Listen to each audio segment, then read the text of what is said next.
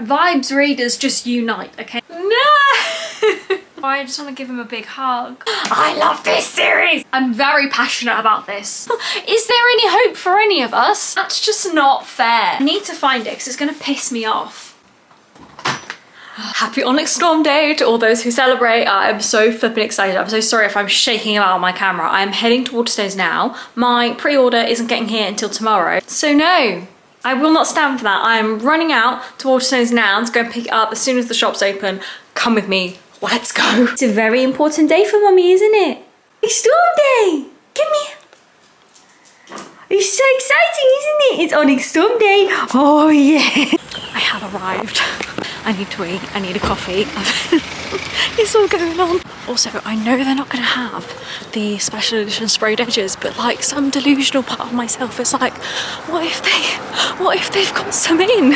Also, I feel like I've missed out on all of these like midnight parties and launch events. Like I just live in a little town, so like they're not doing anything. And it's just, you know, just a working day. Here we go. The Onyx Storm window display, it's so cute. And here she is. Yes! I finished work. It's finally time. I can't believe I was not able to pick this up all day. It's now 5:30. That is some serious willpower. Right, I need a 7-Up with cranberry juice and a couple of chocolates, and then we're gonna just sit on the sofa until 10 o'clock tonight until it's time to go to bed, okay? Let's go.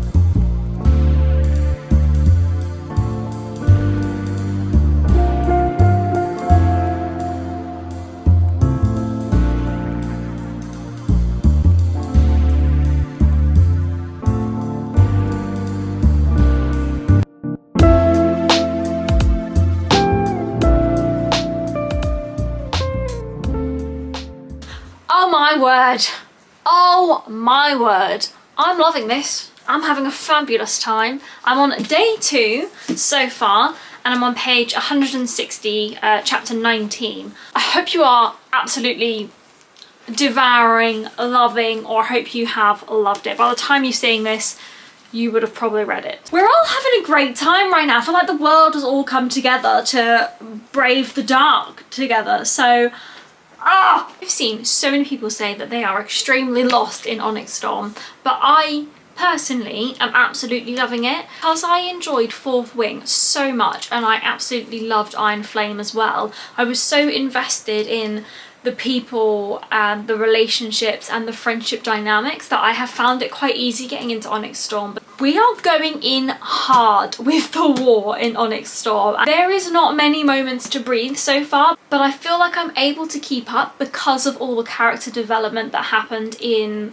Fourth Wing and Iron Flame. Sorry, what a flippin' spanner in the works that the Sage and the Maven can start wielding signets as well. Like, is there any hope for any of us? I love Riddick for his humour and like the vibes that he has been bringing to Fourth Wing, Iron Flame, and now Onyx Storm. And that's just so sad on page 173 when he's like, it really pisses me off when you guys act like my sense of humour somehow lessens my ability to show up for our squad. Oh, I just want to give him a big hug. Right now, entering Violet's rep era, like it's happening now on page 175. Violet is about to lose her shit. She throws the paper and she's like, this is not the plan and they are not my squad. No to none of it. You're not doing this, you're not doing that. It's my way or I'm not doing it. Take a second, like how sweet my little doggy is, just cuddled up in my lap. Like she loves a cuddle.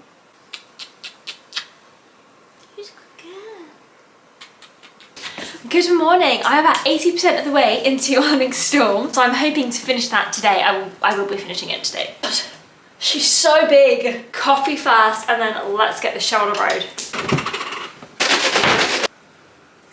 This is my favourite mug ever. I was in Fortnum and Mason around Christmas time, and I saw this, and it was the only one there, and I had to have it. Like, come on. I actually need to order some more coffee pods. Having 2 left after today is not good. That's no good.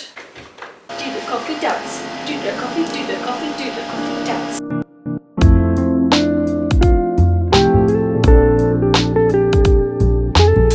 I finished it this morning. Oh my god. Wish that I captured on video my reaction. I finished the last page and turned the page expecting to carry on. Realising I then got to the acknowledgements, my reaction was, fuck you. Oh no, I now feel like I've ended this book with more questions than I had coming into it. No! That's just not fair. I'm jealous of future generations who will get to read this book as a completed series and just get to pick up the next one when they're finished with this, because, oh dear God, I just have so many questions for Rebecca and I won't get to have them answered for minimum a year. I'm expecting 1.5 to 2 years. I personally think it's going to be 2 years. Imogen, what did you do? Xaden, where did you go? What's happening with the eggs? How am I meant to just hold on to that and just go about my normal life? And then really niche, but I feel like my favourite chapters in this book was like chapter 36. I just ate up that chapter. Like how clever Violet is and the plans she already had in place, because she knew they would pull something. The plan she already had in place to secure her allyship. Like, right, it's now like a week later, so I finished Onyx Storm and I just thought we would do some closing thoughts. I thought, let's take a beat.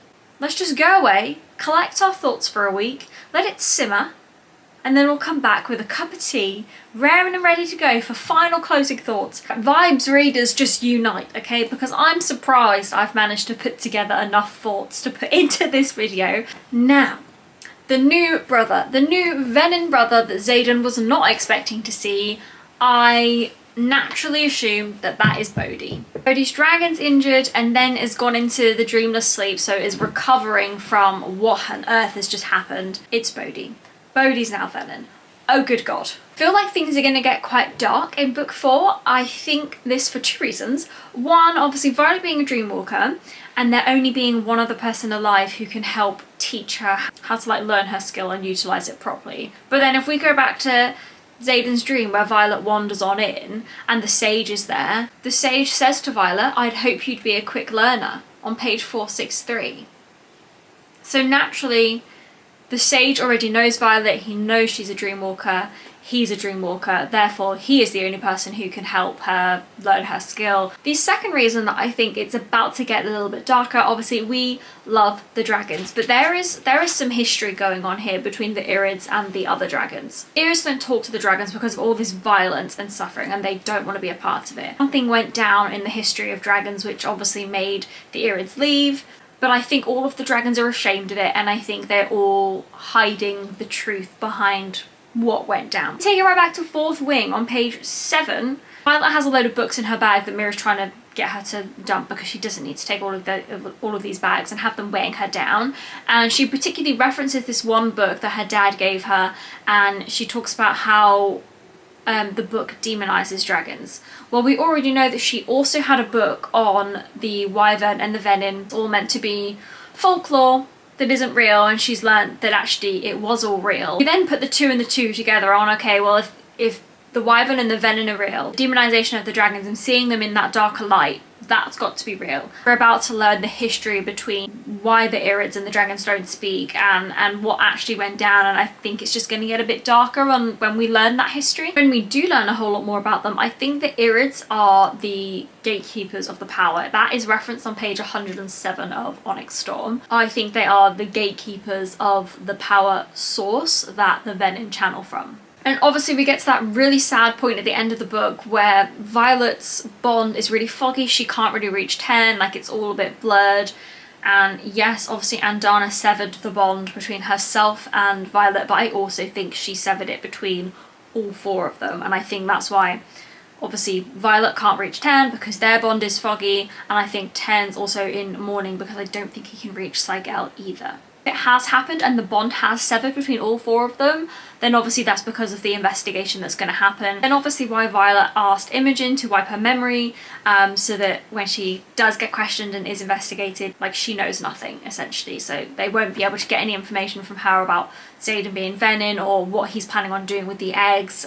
She's literally not party to any of that. And we needed her to not be part of this investigation because we need somebody to rule Tyrenda, which is why Xaden and Violet also got married, so that there would be somebody to look after the land. Obviously with Xaden being Venin, his next in line Bodhi now also being Venin can't rule the kingdom either. We need somebody to rule, and naturally that's now going to be Violet, because A, she's married, and B, she is not going to be persecuted for being part of anything that's going on. As far as anybody else is concerned, she knows nothing of it. They don't know it when they're talking about it right now, but on page 452, Mira and Brennan are discussing Violet. Mira says, if Violet chooses her future poorly, she could still earn their mentorship, but she'd turn. And obviously that's the scene where Xaden tells Mira that he's Venin, it's not her, it's him. We are still talking about Violet. Like, that mentorship that they're talking about here, that's about the sage in the dream. How if she's not careful, she can turn as well. He's the only person who can help her understand her power as a dreamwalker and unlock its potential, because he's the only person who can teach her. That's the mentorship that this, like, prophecy type thing is referring to. You don't know it yet. That's why Xaden's like, it's not her, it's me. My heart beats for her. I reached for unspeakable power. I turned. I'm the dark wielder she warned your father about, not Violet. Yes, this is true, but part of me is like, but just the word mentorship. I'm just getting stuck on the word mentorship, and to me that is the sage in the dream. Like, lastly, obviously Xaden took the eggs, and I think he's gone back to, why have I forgotten her name? The one who said, come back to me when you're more desperate. She wanted 12 eggs and he's taken 6. I think he's going to try and negotiate now that they are in a really desperate situation and things didn't quite go the way they'd planned. He's going to go back, negotiate with her with the 6 eggs, and just hopes that Violet forgives him for doing it, but it is potentially the only way. My gut reaction when reading Onyx Storm was that actually in the end Xaden has to die. I don't want that to be true. Obviously not. Why would I ever want that to be true? But in Fourth Wing and Iron Flame, Xaden constantly repeats the line, you'll be the death of me. When they're sparring and trying to teach the others, Xaden says to her, you have to be better than me. You have, like, you are more powerful than me. You have to be better. You have to be more powerful. And again on page 333, he says there is no cure for me. That's why you have to become better than me. There's only you. It's giving Romeo and Juliet. It's giving star-crossed lovers. It's giving the tragedy element, which again is referenced on page 199. If all of it hadn't happened, would we still be us? Or is the miracle of our relationship the result of a precise combination of tragedies that broke us so completely that when we collided, we became something entirely new? I mean, that's my wild theory. Violet is the most powerful of her generation. Re-references it either in Fourth Wing or Iron Flame. She is the strongest of their generation. And now that Violet has her second signet, she is going to be the most powerful ever. Where there's just that, like, horrible, like, gut-wrenching feeling that, like, what if this has to happen? What if there is no cure? What if he cannot be saved? What if he's gone too far and Violet has to be the one to do it? I mean, it doesn't sit right with me, and I don't think it will happen because Rebecca would not do that to us. Those are my thoughts and feelings and final closing remarks for the masterpiece that is Onyx Storm. Thank you so much if you have stayed till the end. I'm very passionate about this. This series is my whole heart. It's my life, it's my personality. So I'm so glad you came along for the ride. I will see you very soon. If this is the kind of vibe that you are after, chaotic verbal annotations, thoughts, feelings, closing remarks, vibes reading, all of that good stuff, please do follow along. Make sure you hit the subscribe button, the little notification bell so you don't miss a video. You can also find me on the other apps, which I will pop down below, and I will see you next time. Okay, bye!